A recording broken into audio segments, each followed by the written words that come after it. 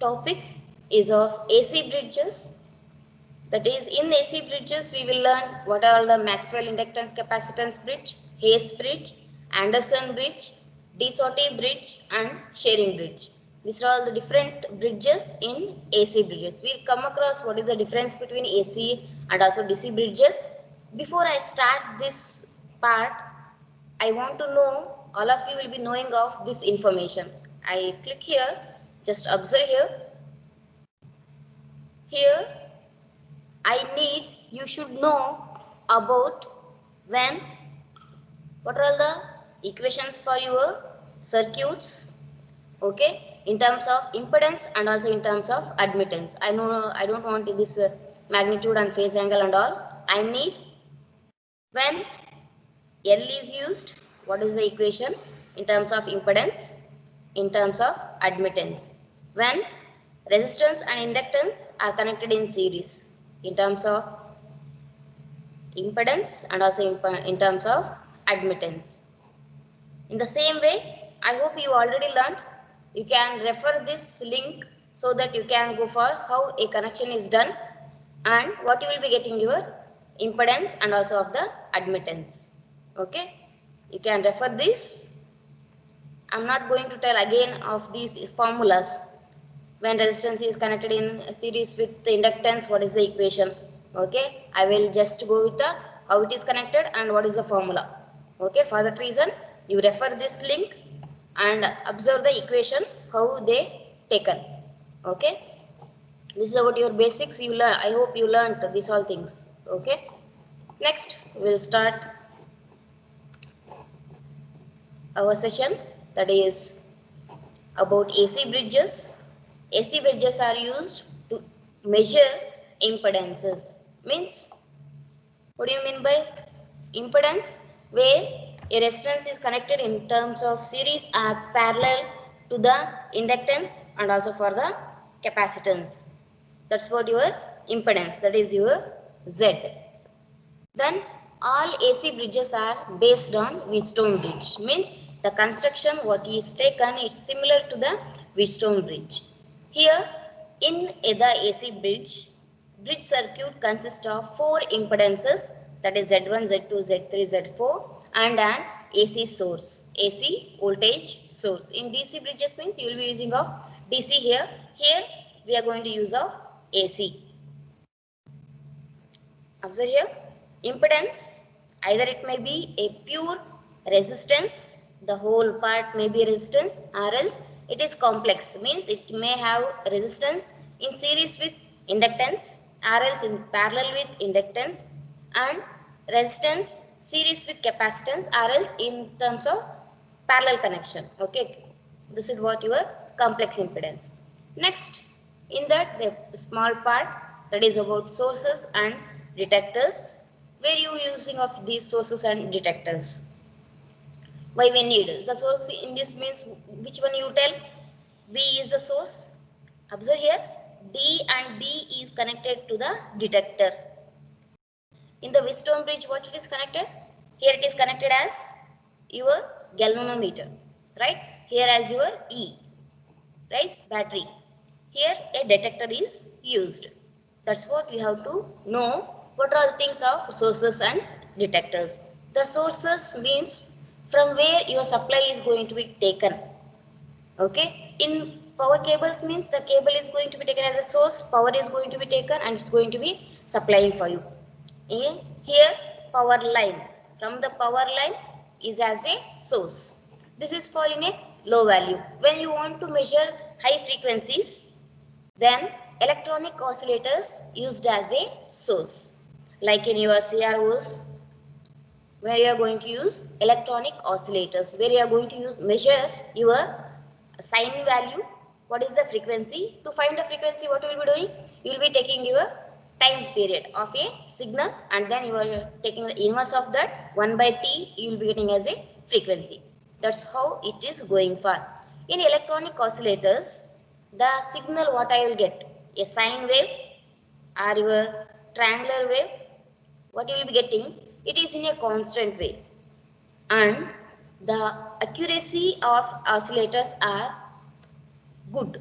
accuracy is high, I can tell. For that reason, we will be preferring to find the high frequencies by using of electronic oscillators as a source. Observe here, as a source.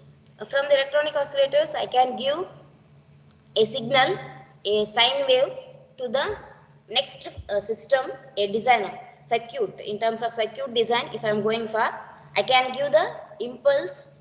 You will be learning how what is sine wave signals, or how you will be giving for the further. Okay, a sine wave I can give as an input to a system, and I will be getting some outputs. Those all things can be done by using your electronic oscillators. Next, what about the detectors? There are three types, different types. That is, one detector is of headphones. What we are going to use, headphones, right? To listen anything, we will be going to use of the detectors. How a detector is going for? Headphones is working. What's the voice I am going to give to you all? Some will be listening without earphones. Some will be listening with headphones or anything. What is the operation is there? You will be listening the words what I am going to tell. Detecting the speech signal what you are going to hear there. That is what the headphones. The range, frequency range for headphones it can detect is of 250 Hz to the 3 to 4 kilohertz. This is one example. Next, second one is vibration galvanometer.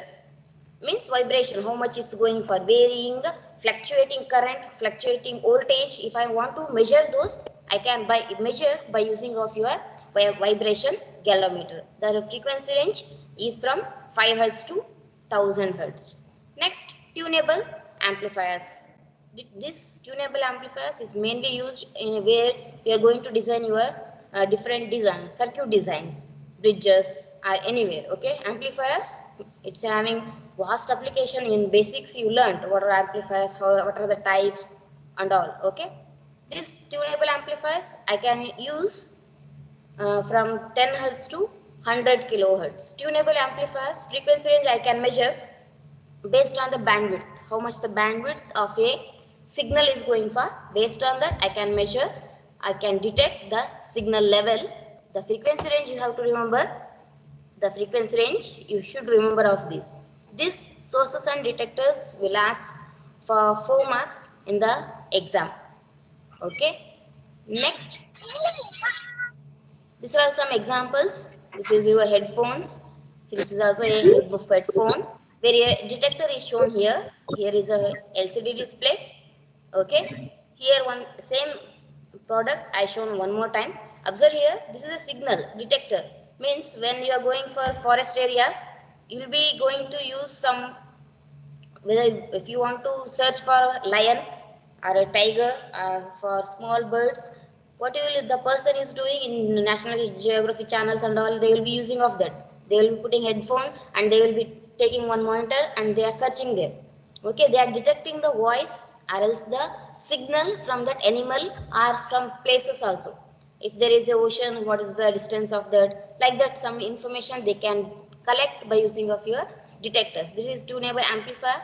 These two are, by using of this I can go with the detecting of the information in electrical system and these things in terms of your speech signal. Okay, this is all about sources and detectors. Maxwell's inductance and capacitance bridge, from notes I will discuss here.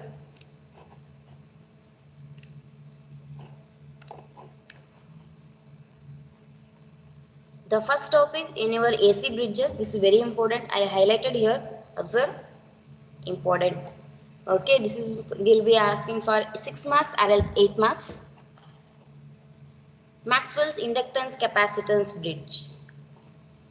Using this bridge, we can measure inductance by comparing with a variable standard capacitance. Observe here, we are going to measure the inductance by comparing with the variable standard capacitor. Capacitor, what it is going to be used, it's a standard, variable standard, and we are going to measure a inductance from the Maxwell's inductance capacitance bridge. The circuit is shown like this here, almost same as your Wheatstone bridge. Observe here how to write the theory. It is consisting of 4 terminals A, B, C, D. Okay. Then here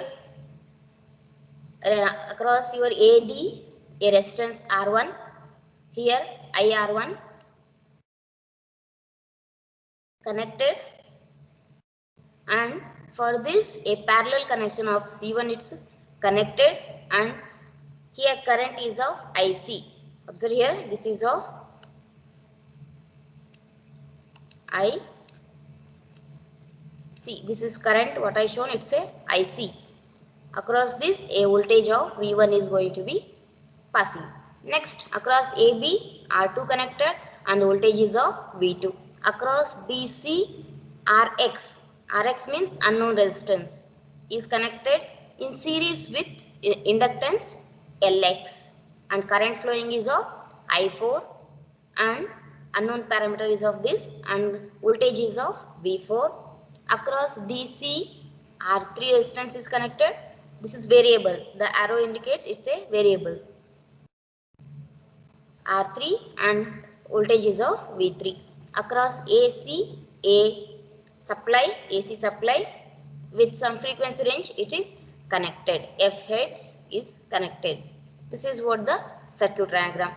Observe here, for R1 parallel connection to the C1, here RX LX in series, and this is your phasor diagram where it is drawn across IC and I4. Here it is of I1 is going to be equals to I3, I1 is going to be equals to I3. Here I missed it. Here a current I3 will be flowing. Okay. Then a phasor diagram is going to be connected. Then for up to this, then it's going to taken as a whole voltage V across A and C. This is what the average value, reluctance value. Okay. Here from this you have to take the path, then you will be getting of this. Here I4 will be going, and then here it is going to be inductance. This if you remember this enough, but just remember the phasor diagram.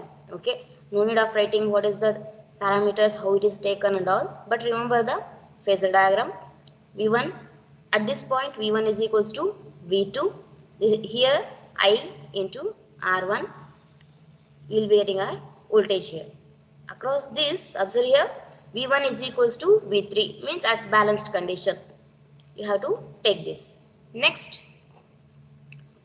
here one of the ratio arms consisting of resistance and capacitance in parallel. You can write the theory like this, or else from figure you can write the theory. Hence it is simple to write the bridge equation. Okay, we'll take of that. How to write the bridge equation? We already come to know from my Wheatstone bridge how a balanced equation is going to be derived. Here directly taken of a balanced equation, that is because it's a impedance bridge, it is consisting of impedances. For that reason I will be taking as Z. Z1 into Zx is equals to Z2 into Z3. This bar indicating in terms of a direction, means in terms of a phase angle. Okay. Then which one we don't know, that is Zx we don't know. For that reason Zx remains as it is equals to Z2 Z3 divided by Z1 bar. Okay. Again, what do you mean by 1 by Z? 1 by impedance means your admittance, that is your Y. The same thing here it is taken. 1 by Z1 bar is taken as Y1 bar, Z2 Z3 whole bar as it is. Then what is Y1 bar? That is 1 by Z1 bar. Then from the figure what is our Z2 bar? Z2 bar is of only R2. For that reason R2 at Z3 At Z3 what is connection? Only R3. Then at ZX is of a resistance Rx. It is in series. Just go through the when resistance is in series with the inductance, that is R plus j omega L. Rx, here it is of x, for that reason Rx plus j omega L x you have to take, because these two are in series. Next, 1 by Z inverse, that is what Zx we got. Then we want to know what is Y1. Y1 bar is of, both are connected in parallel, that is resistance and capacitance. If you observe here resistance and capacitance, here what is the admittance? Admittance is where is that? 1 divided by R plus j omega c. The same thing here. Admittance 1 by R1 plus j omega c1. This is in terms of admittance. Okay. Then in terms of impedance, this R1 is connected in parallel to C1. Parallel to 1 divided by j omega C1. This is what the equation you have to write. First you write the balanced equation, then take the unknown parameter equal to some parameters, then write each arm equation, means what it is consisting of. Okay, then we got our what are parameters? Z2, Z3 and also of Y1 bar. Then what you have to do? You will take the balance condition equation, substitute all the parameters here. What is our Zx bar? Where is our Zx? Where is your Zx? Here is the Zx, that is Rx plus j omega Lx. What is the next? Z2 and Z3. What are Z2, Z3? R2 and R3. Just substitute here. Then what is Y1 bar? Y1 bar is of 1 divided by R1 plus j omega C1. This is what you have to do. Just write the equation in the Zx bar. Then we have to solve this. To solve here, what I can do? Just multiply the whole factor towards first parameter and also towards second parameter. So what I will be getting next? Rx plus j omega Lx is equals to R2 R3 divided by R1, because here is the R1, plus j R2 R3 omega into C1. Next, equating real parts. Real means only of where it is consisting of real parts, where it is not consisting of j of. Okay, that's what real part. This is a real part and this is also a real part. And next, imaginary part of which one? This is imaginary, and also this part is a imaginary, where it is consisting of j. J means it's a complex imaginary part. Then what I will get? Rx is equals to R2 R3 divided by R1. Then equating the imaginary part means omega Lx is equals to R2 R3 omega into C1. You can write of j get cancels, for that reason equating real parts and imaginary parts. Then which one we don't know? That is of Lx, that is going to be equals to R2 R3 and C1. Next, these are all the equations we got here. Next, what is the quality factor? The quality factor of a coil, it can be given by using the equation Q is equals to omega Lx divided by Rx. Remember the quality factor? Quality factor means omega Lx divided by Rx. That is equal, what is our Lx? Here R2 R3 into C1, substitute here. Then what is the Rx? Rx means R2 R3 divided by R1. R2 R3 divided by R1. Substitute here. Then is there any terms are going to cancel? Yes, R2 and R3 are going to be cancelled. I will be left with omega C1. Numerator of the numerator is going for the denominator. For that reason, R1 is going to be in the numerator part. For that reason, omega R1 into C1 you will be getting. This is how you have to calculate the quality factor. Remember, we got our balanced equation and also of a quality factor. You have to remember for this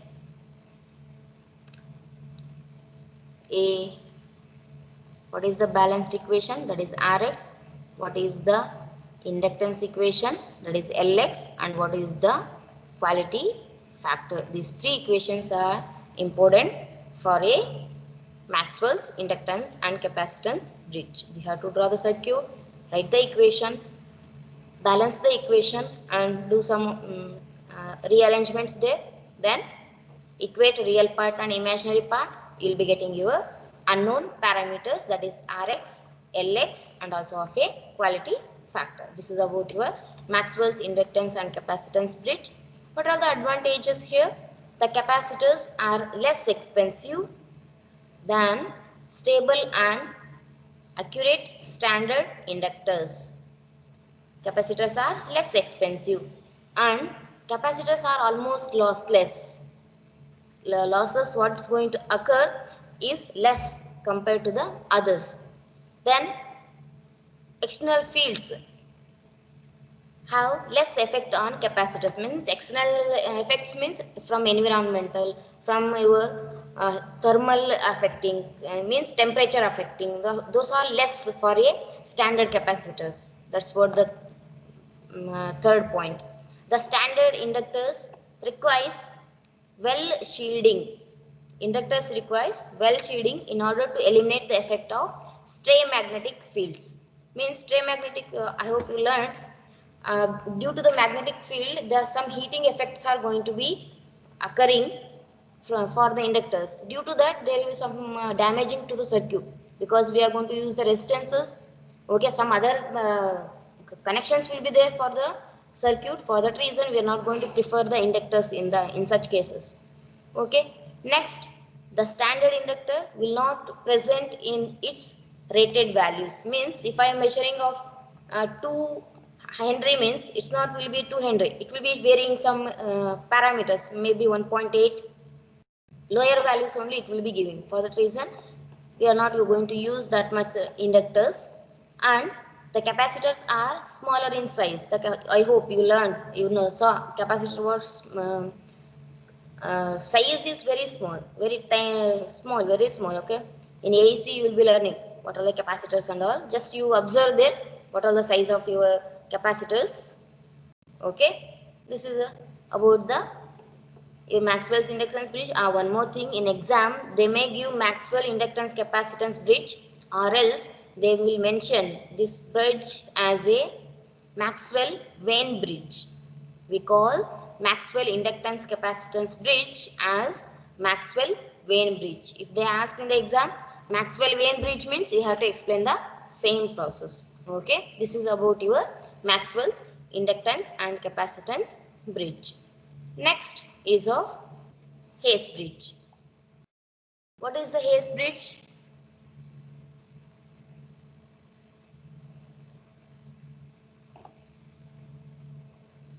Okay, what is the Hayes bridge?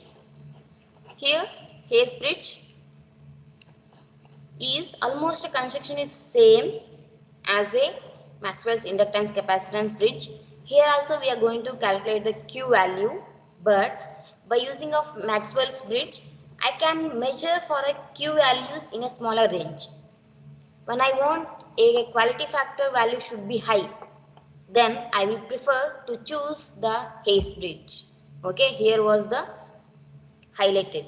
That is, I can use this suitable for high Q values. That's what the meaning. Next, observe here the whole theory you can write. Observe here the construction same as it is. It is having the 4 terminals across the terminal A, D. Observe here in Maxwell's bridge, construction is in parallel, but here it is in series. That's what the difference from Maxwell's bridge to the Hayes bridge. That is the difference, and remaining all is same. Okay, then this is your phasor diagram across your I4 IC, sorry, say across IC and I4. Actually it is, these are all the phasor diagrams. This always will be at the balanced condition. For that reason I3 is equals to I1 and V3 is equals to V4.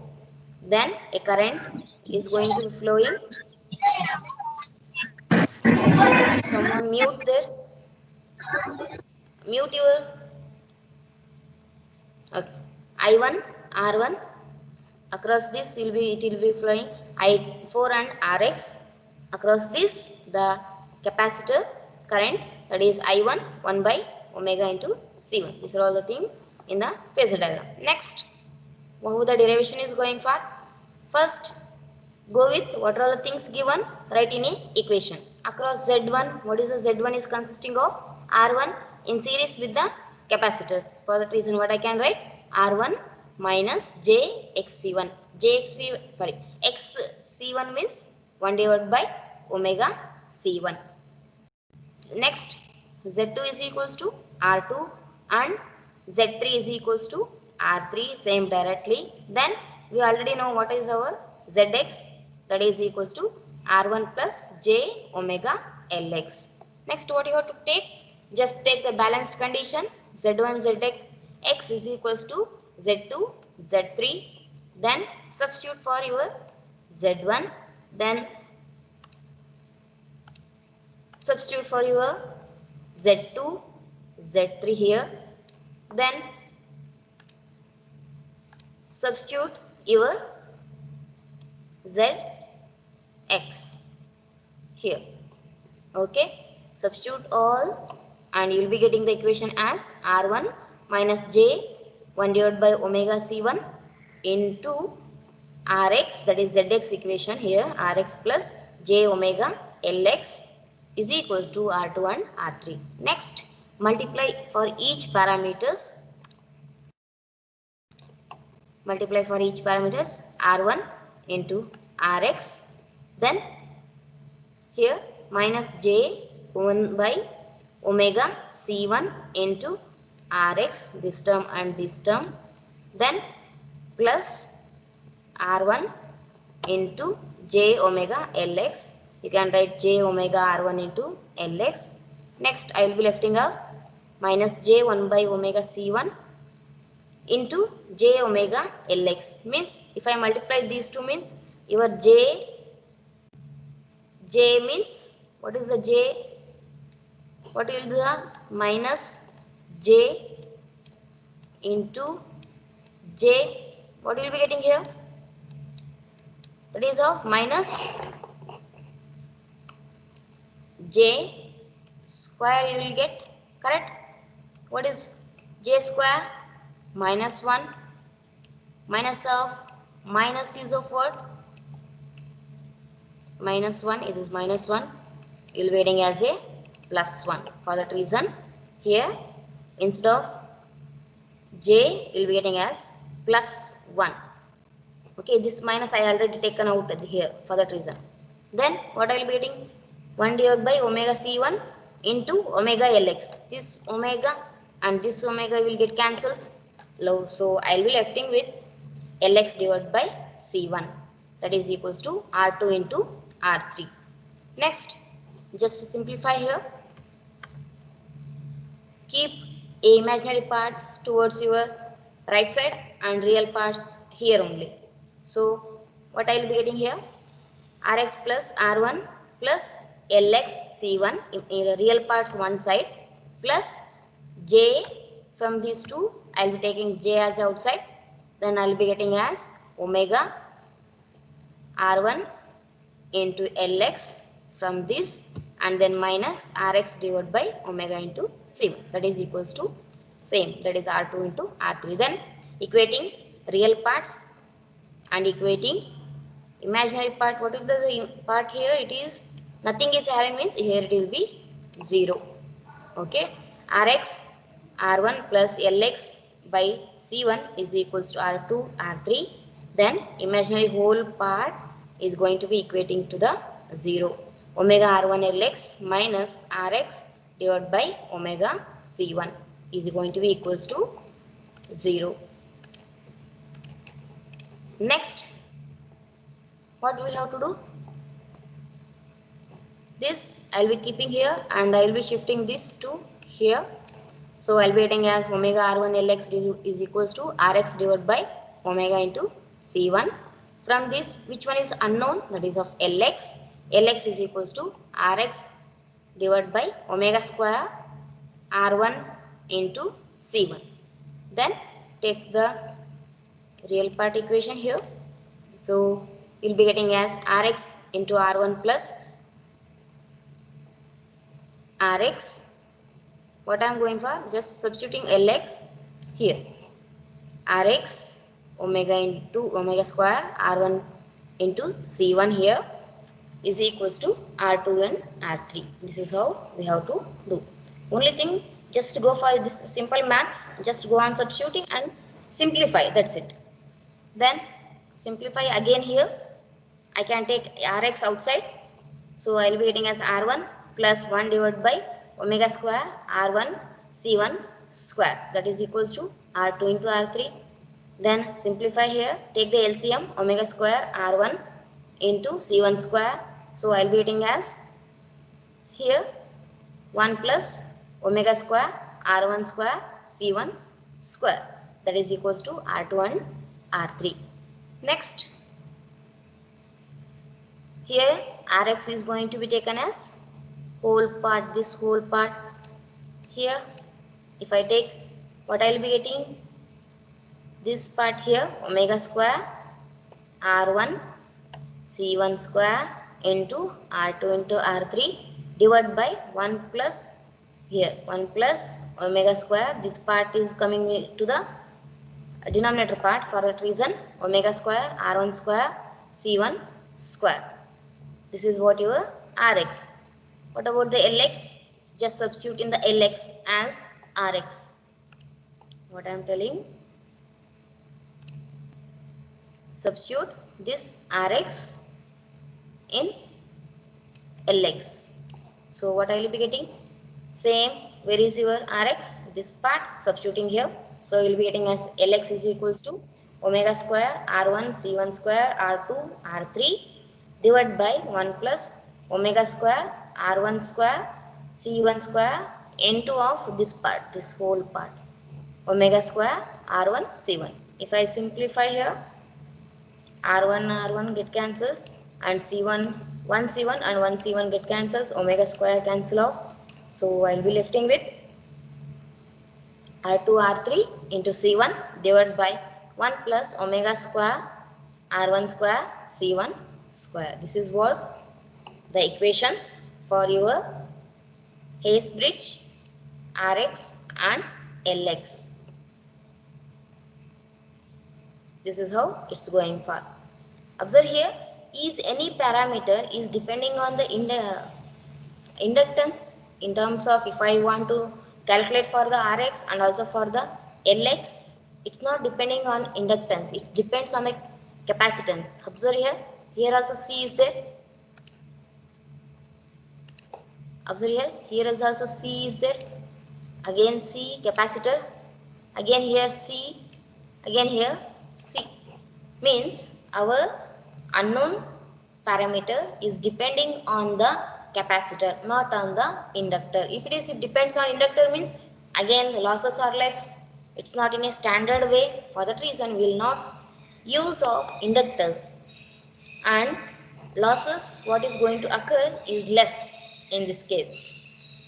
That's what it is taken here. What are the things in theory part, okay? Next, when bridge is balanced, from the phase angle, what is the theory is there? Just observe here. From the phase angle, balanced equation, the opposite sets of phase angles must be equal. Opposite sets, okay? As Z2 and Z3 are purely resistive, the Inductive phase angle must be equal to the capacitive. What is it is telling? Here these two are pure resistors. If these two are equal, then inductance phase angle should be equals to the capacitive phase angle. That's what here it is taken. And we'll be writing the equation here. Sorry, the diagram, inductance and capacitance. Here omega Lx, here across Rx, you'll be getting your impedance, that is Z4. And here it is of the angle is of theta L. This is for inductance L. Here for the capacitance, that is 1 by omega C across R1. It is in a downside. Observe here, it is in a downside and it is in a upper side. Same, this part is taken and wrote there, and this part is taken and wrote there. Here, okay, that is your angle is of theta C. What is tan? Tan operation is of opposite divided by adjacent. For that reason, opposite theta L is equals to opposite, that is of, what is this value? That is nothing but this, that is omega Lx. Omega Lx you can write, or else your x Lx you can write, divided by this part, that is Rx. That is omega Lx divided by Rx. That is what your quality factor. Then what is your theta C? Theta C is opposite is of 1 by omega C, that is XCC C1 divided by R1. Opposite divided by adjacent, here adjacent. That is 1 divided by, here XC1 means 1 divided by omega C1, 1 divided by omega C1 divided by R1. These two are going to be equal when it is balanced. Okay. Two angles must be equal at bridge balanced. For that reason, what I can write, if both are equal means, I can write Q as 1 divided by C1 into R1. You can write this equation or else this equation, because at balanced condition we are telling that these two are equal only. Then what about Lx? When Q is we knowing, I can write Lx is equals to what? This R2 R3 C1 divided by 1 plus 1 divided by Q whole square. This is equation we are getting from here. Lx is of what? R2 R3 into C1 divided by 1 plus omega square R1 square C1 square. What I can write here? 1 divided by omega C1 R1. This whole square is nothing but Q. R2 R3 C1 divided by 1 plus 1 by Q whole square.